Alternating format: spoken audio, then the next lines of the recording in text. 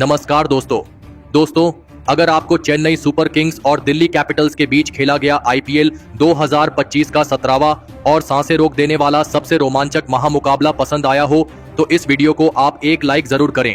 इस वीडियो का like target 400 like है, तो इस वीडियो को आप दिल से लाइक जरूर करें। दोस्तों, आईपीएल 2025 के 17वें और एक और सबसे रोमांचक महामुकाबले में आईपीएल इतिहास की दो सबसे बड़ी टीमें एक दूसरे से भिड़ी। इस बार ऋतुराज गायकवाड़ की चेन्नई सुपर किंग्स के सामने अक्षर पटेल की दिल्ली कैपिटल्स की टीम खड़ी थी। इस रोंगटे खड़े कर देने वाले महामुकाबले में दिल्ली के कप्तान अक्षर पटेल ने टॉस जीता और पहले बल्लेबाजी का फैसला लिया और चेन्नई की टीम को पहले गेंदबाजी के लिए आमंत्रित किया। उसके बाद रनों की बारिश करने के इरादे से दिल्ली के दो दिग्गज ओपनर बल्लेबाज मैदान में उतरे। जैक फ्रेजर मैगर्क और केएल राहुल के कंधों पर इस महामुकाबले में अपने टीम को एक विस्फोटक ओपनिंग शुरुआत दिलाने की बहुत ही बड़ी जिम्मेदारी थी। लेकिन मुकाबले के शुरुआत में ही दिल्ली की इन उम्मीदों को चेन्नई की तेज गेंदबाजी ने तोड़ दिया और पारी का पहला ही ओवर डालने आए खलील अहमद ने जैक फ्रेजर मैगर्क को रविचंद्रन अश्विन के हाथों कैच आउट कर दिया। जैक फ्रेजर मैगर्क इस मुकाबले में अपना खाता भी नहीं खोल पाए। जैक फ्रेजर मैगर्क के पहले ही ओवर में आउट हो जाने के बाद अब दिल्ली की टीम की तरफ से अभिषेक पोरेल बल्लेबाजी के लिए मैदान में उतरे थे, लेकिन अभिषेक पोरेल ने मैदान में उतरते ही अपने हाथ खोलना शुरू कर दिया और पारी के दूसरे ही ओवर में मुकेश चौधरी को एक ही ओवर में 3 चौके और एक गजब का छक्का लगाकर अपना खाता खोला। तो वही उनके साथ बल्लेबाजी कर रहे केएल राहुल भी इस मुकाबले में शानदार बल्लेबाजी कर रहे थे। अब केएल राहुल और अभिषेक पोरेल के बीच एक महत्वपूर्ण साझेदारी बननी शुरू हो चुकी थी, जिसने दिल्ली की टीम पर से दबाव पूरी तरह खत्म कर दिया था।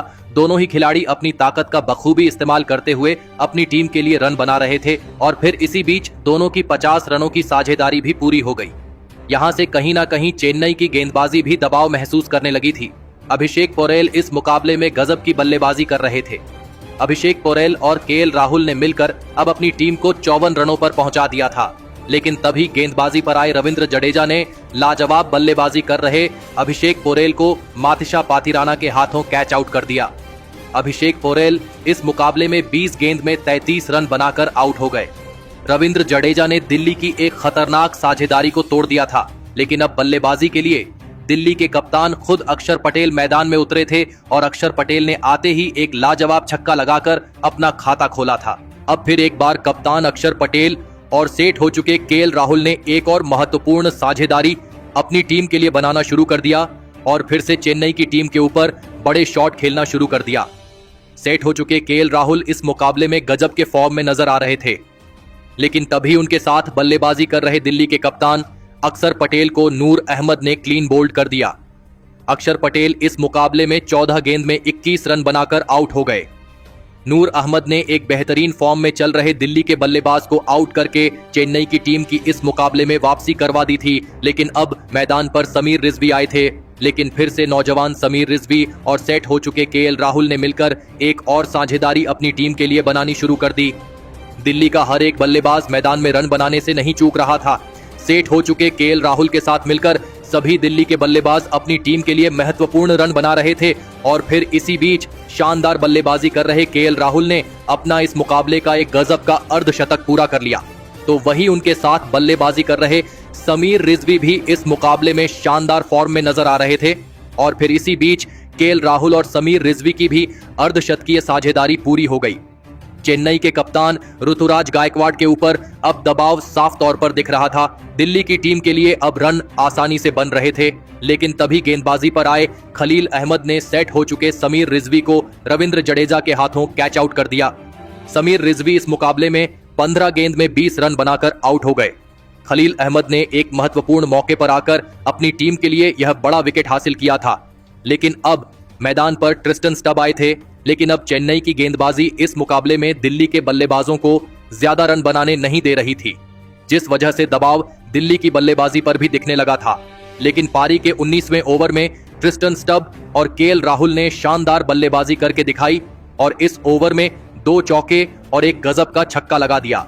लेकिन इस पारी के अंतिम ओवर में गेंदबाजी पर आए माथिशा पाथिराना में गजब की गेंदबाजी करके दिखाई और इस ओवर की दूसरी ही गेंद पर लाजवाब बल्लेबाजी कर रहे केएल राहुल को महेंद्र सिंह धोनी के हाथों कैच आउट कर दिया।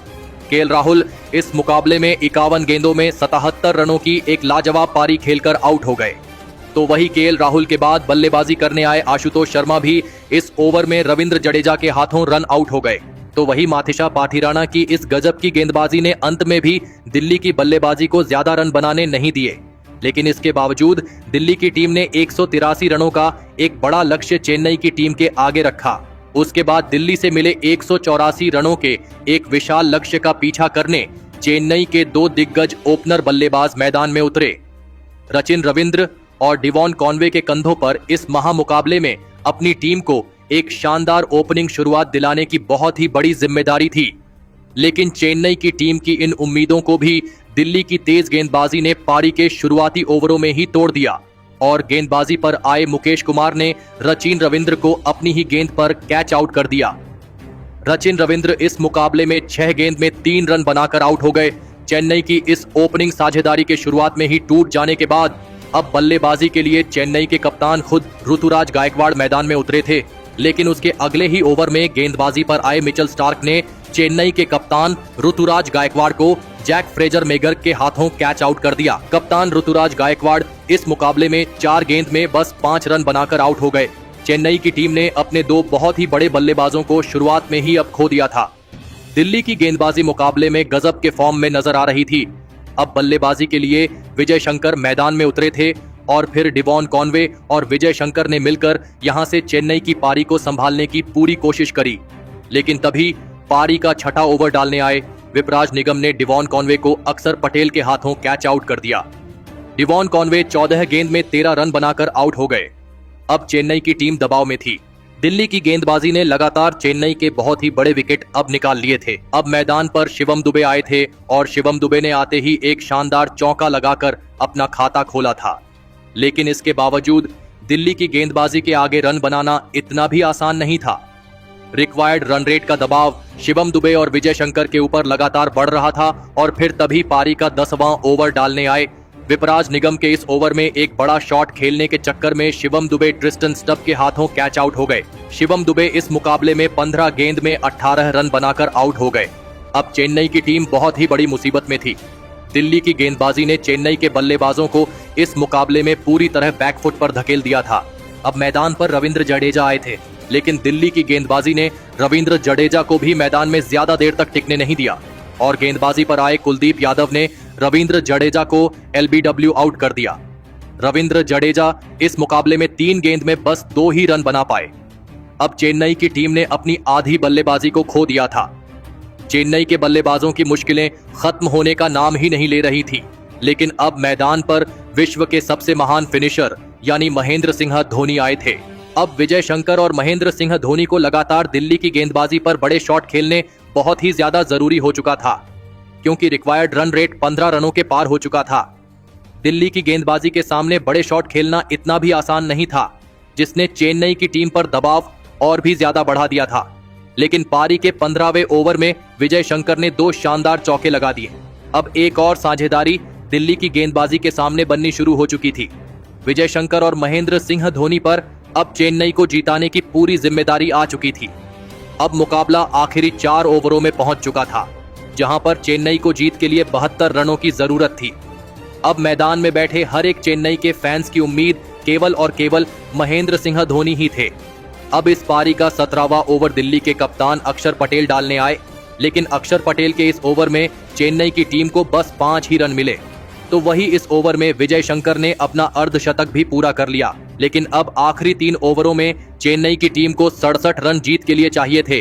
अब इस पारी का 18वां ओवर मुकेश कुमार डालने आए, लेकिन मुकेश कुमार के इस ओवर में महेंद्र सिंह धोनी ने लाजवाब बल्लेबाजी करके दिखाई और इस ओवर से चेन्नई की टीम को 13 रन मिल गए। अब चेन्नई की टीम को आखिरी 2 ओवरों में जीत के लिए 54 रनों की जरूरत थी। अब इस पारी का 19वां ओवर मिचेल स्टार्क डालने आए थे। अब यहां से कोई चमत्कार ही चेन्नई की टीम को इस मुकाबले में जीता सकता था, लेकिन मिचेल स्टार्क के इस ओवर में महेंद्र सिंह धोनी और विजय शंकर मिलकर बस 13 ही रन बना पाए, जिस वजह से अब अंतिम ओवर में चेन्नई को जीत के लिए 40 रनों की जरूरत थी। अब मुकाबला चेन्नई के हाथ से निकल चुका था। दिल्ली की टीम ने इस मुकाबले में शानदार गेंदबाजी करके दिखाई थी, लेकिन इस पारी के अंतिम ओवर में विजय शंकर और महेंद्र सिंह धोनी ने लगातार बड़े शॉट खेले, लेकिन अंत में दिल्ली की टीम ने 25 रनों से चेन्नई की टीम को मात देकर इतिहास रच दिया। चेन्नई के बल्लेबाजी ने इस मुकाबले में सभी को निराश किया, लेकिन दिल्ली की गेंदबाजी ने इस महामुकाबले में अपने गेंदबाजी से सभी के दिल जीत लिए। लेकिन दिल्ली के इस महामुकाबले में जीत के असली हीरो साबित हुए उनके अनुभवी और विस्फोटक बल्लेबाज केएल राहुल, जिन्होंने इस महामुकाबले में केवल 51 गेंदों में 77 रनों की एक लाजवाब पारी खेली और इसी के चलते दिल्ली की टीम अंत में चेन्नई को हरा पाई। तो दोस्तों, आप केएल राहुल की इस मैच जीताने वाली विस्फोटक पारी के लिए उन्हें 10 में से कितने अंक देना चाहेंगे? आप अपनी राय नीचे कमेंट में देना बिल्कुल भी ना भूले। धन्यवाद।